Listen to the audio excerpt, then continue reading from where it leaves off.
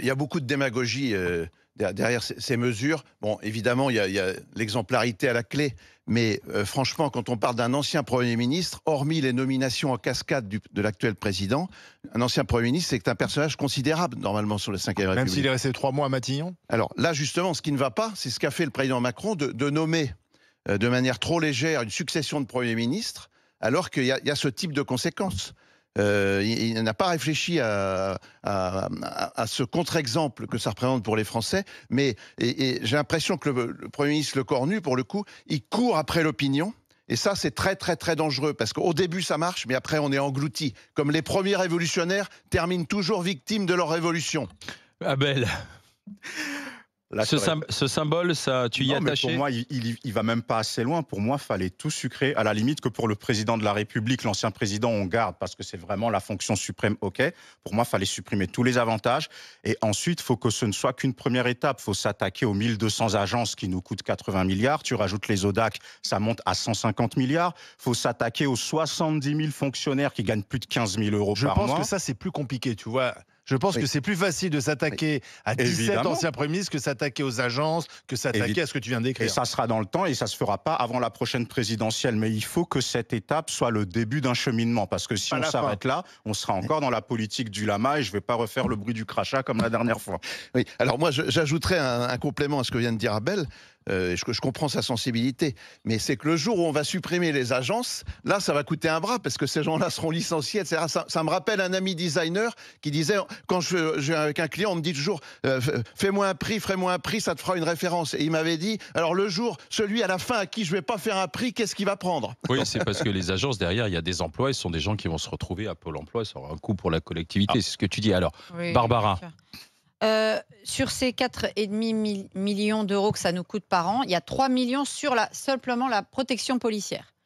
Ah oui, parce qu'il faut beaucoup de policiers pour Oui, moi, assurer je voudrais- 24 heures sur 24 de Voilà. protection. Alors, moi, je voudrais comprendre. Monsieur Dominique de Villepin, qui est celui qui nous a coûté le plus cher l'année dernière, il nous a coûté 207 000 euros. Ça fait combien de temps qu'il a plus été Premier ministre, monsieur de Villepin? Heureusement pour la France, d'ailleurs, plus de 20 ans.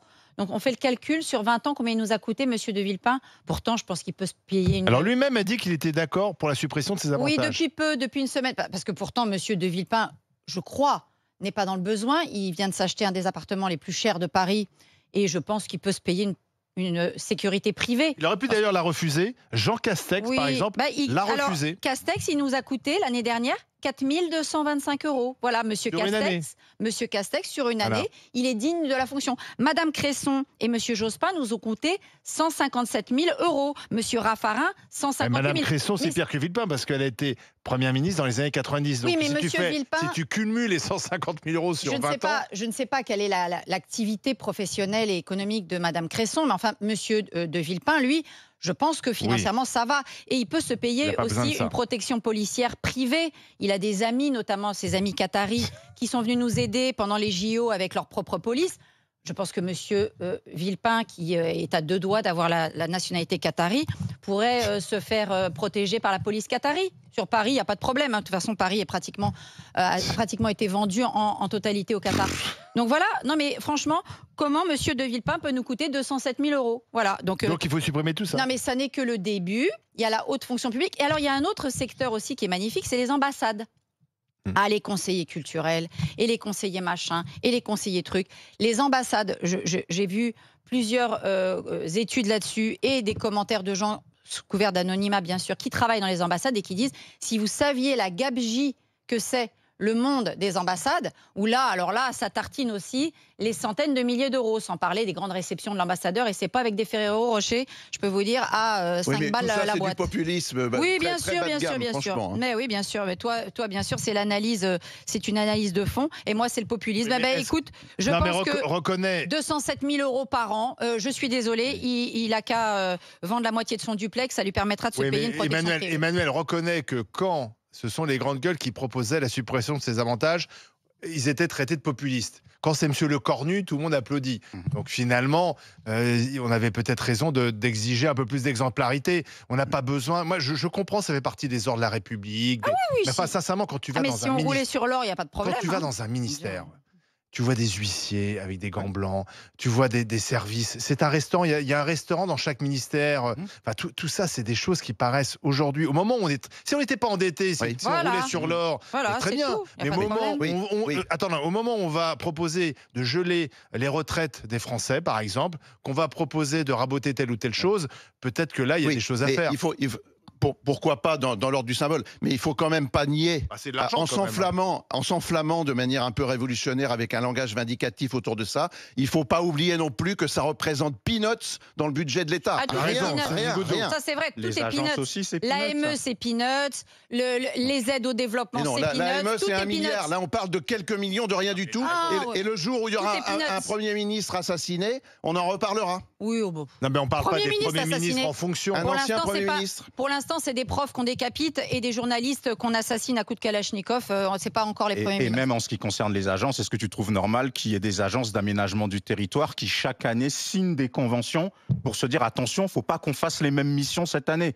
C'est pas normal. Non, mais les agences, ça n'a rien à voir. Moi, je suis un type du privé. Je me suis battu contre l'administration toute ma vie. Les agences, et le millefeuille les agences, c'est un scandale. Simplement, je souligne à titre ironique que le jour où on va fermer les agences, ça coûtera 2 fois le budget annuel la première année parce qu'il y aura des indemnités de licenciement considérable. Malheureusement, tout est encadré par le droit en France. Moi, je suis navrée. Oui, mais dans le temps, ça sera. On a besoin de nos policiers quand on sait ce que c'est une protection policière.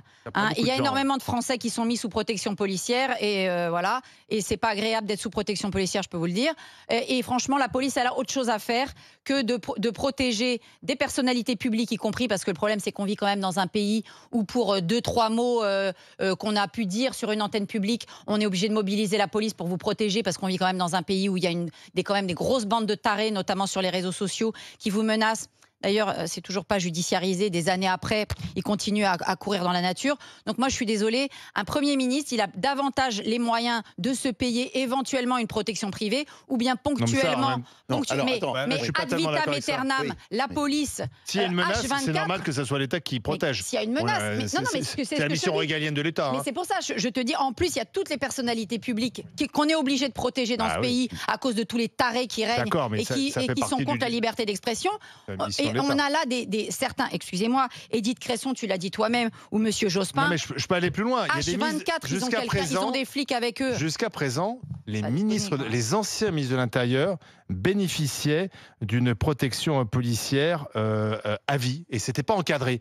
Donc tu pouvais voir un ancien ministre de l'Intérieur il y a 30 ans se balader les officiers de sécurité. Je pense que plus personne n'avait identifié cette personne. Et là aujourd'hui, ça sera encadré. Ça sera 2 ans reconductible en cas de menace. Ça semble être du bon sens, Emmanuel. Oui, mais 2 précisions professionnelles, parce qu'il ne faut pas non plus dire un peu n'importe quoi. La première, c'est que les premiers ministres ou les ministres de l'Intérieur prennent des décisions qui sont extrêmement graves vis-à-vis de terrorisme, vis-à-vis de décisions qui relèvent de l'État au plus haut niveau. Ça laisse des traces et tapis dans l'ombre. Ils ont des ennemis prêts à agir. Et deuxièmement, tu parles de sécurité privée. Ça n'existe pas, la sécurité privée de personnalité. Il y a des problématiques de port d'armes, il y a des problématiques de formation, il y a des problématiques de passe-droit quand on est un policier officiel.